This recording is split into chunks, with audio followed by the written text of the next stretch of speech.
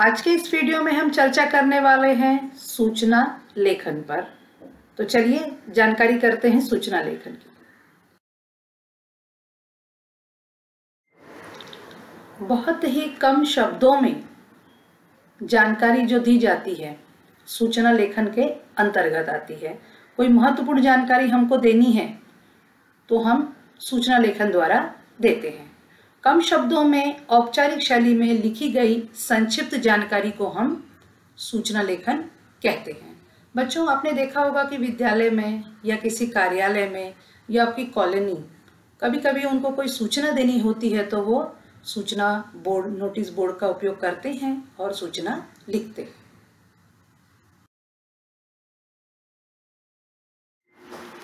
अब हम चर्चा करेंगे सूचना लेखन के प्रारूप पर। तो हम देखेंगे कि सूचना लेखन करते समय हमें किन बातों का ध्यान रखना चाहिए।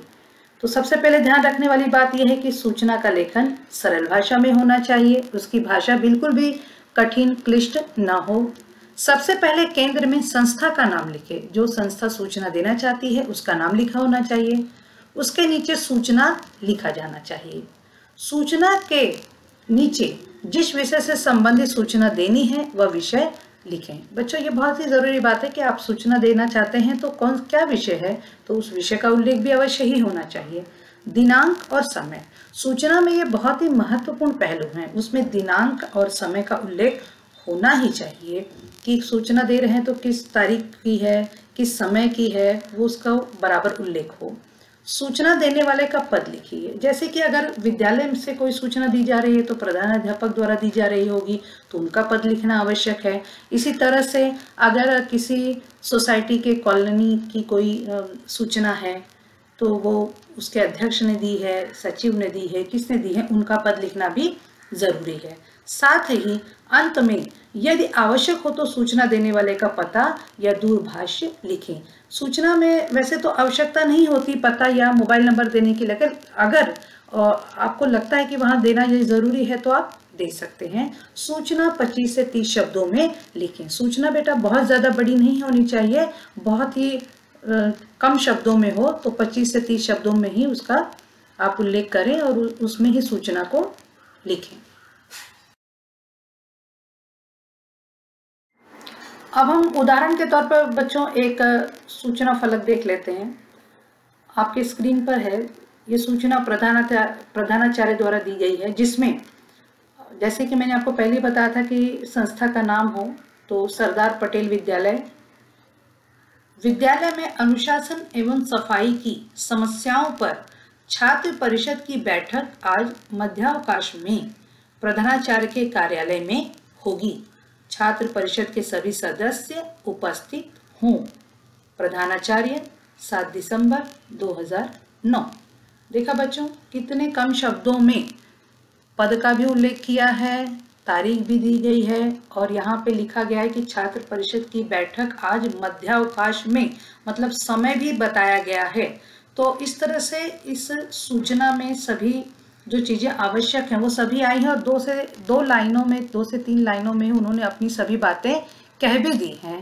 तो इस तरह से आप भी प्रयास कीजिए 1-2 सूचना लिखने का, तब आप आसानी से लिख पाएंगे। होता तो बहुत आसान है लेकिन थोड़े से अभ्यास की आवश्यकता रहती है।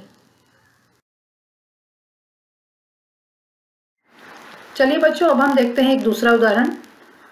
बच्चों, आप लोगों ने देखा होगा आपकी कॉलोनी में, आपकी सोसाइटी में जब कभी पानी की कटौती होती है, पानी कम आता है या पानी नहीं आ रहा होता है या ऐसी कोई भी सूचना देनी होती है बिल्डिंग के सेक्रेटरी को, अध्यक्ष को, तो भी वो सूचना लिखते हैं। तो एक सूचना है ये, आप देखिए, विशेष सूचना। कॉलोनी के सभी निवासियों को सूचित किया जाता है कि ट्रांसफार्मर की मरम्मत के कारण दिनांक 9/12/2009 को विद्युत की आपूर्ति प्रातः 9 बजे से सायं 6 बजे तक बंद रहेगी। असुविधा के लिए खेद है। सचिव 8 दिसंबर 2009। तो देखा बच्चों, इसमें पद का उल्लेख है सचिव, तारीख भी दी गई है। 9 तारीख को क्या होने वाला है, ट्रांसफार्मर की मरम्मत के कारण लाइट नहीं रहने वाली है और ये सूचना कब दी गई है, 8 दिसंबर को दी गई है। मतलब 9 को बंद रहेगा, इसलिए उन्होंने एक दिन पहले ये सूचना दे दी है। अच्छा, और समय भी दिया है सुबह 9 बजे से शाम 6 बजे तक।